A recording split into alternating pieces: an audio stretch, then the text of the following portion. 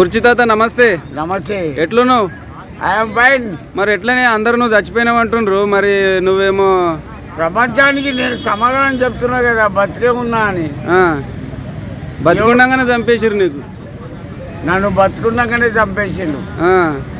అన్యాయంగా నా భార్య పిల్లలు నేర్పించిండు వాడు ఎవడో కానీ. ఏం చేస్తావు దొరికితే?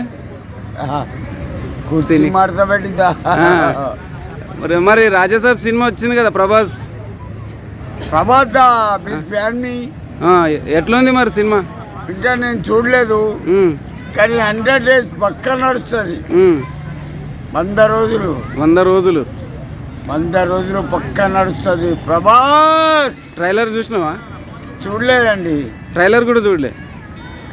మరి ఫ్యాన్ అంటూ ప్రభాస్ సినిమా చూడలే, ట్రైలర్ చూడలే. నేను ఏది చూడలే, కాకపోతే ట్రైలర్ చూపించాడు ఇక్కడనే పార్క్ కాడ.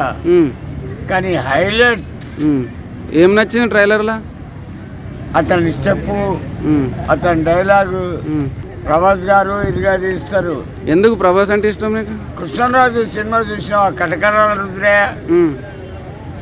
అందులో ఒక డైలాగ్ ఉంది, అమ్మా నీకు 2 కొడుకులలో ఒక్కడు బతికే ఉంటారు, ఒక్కడే, అది నేను లేకపోతే నీ కొడుకు.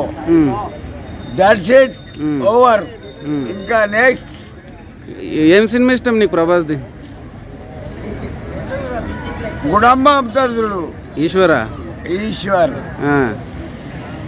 ఆ పిక్చర్ సుమారు ఒక 50 సార్లు చూసిన. ధూల్పేట మొత్తం ఊపినావు అయితే? ధూల్పేట మొత్తం తిరిగిన. దీని తలిసిక దర్గా కుర్చీ తాత మాటలా. నెక్స్ట్ ఏం సినిమాలు ఇంకా వచ్చేది ఏదైనా ఉంటే చూస్తానయ్యా.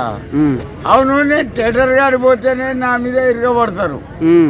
మీ జనాలకు దిమాగ్ లేదు. కుర్చీ వచ్చిండు, ఓ సినిమా చూద్దామని పోయినా.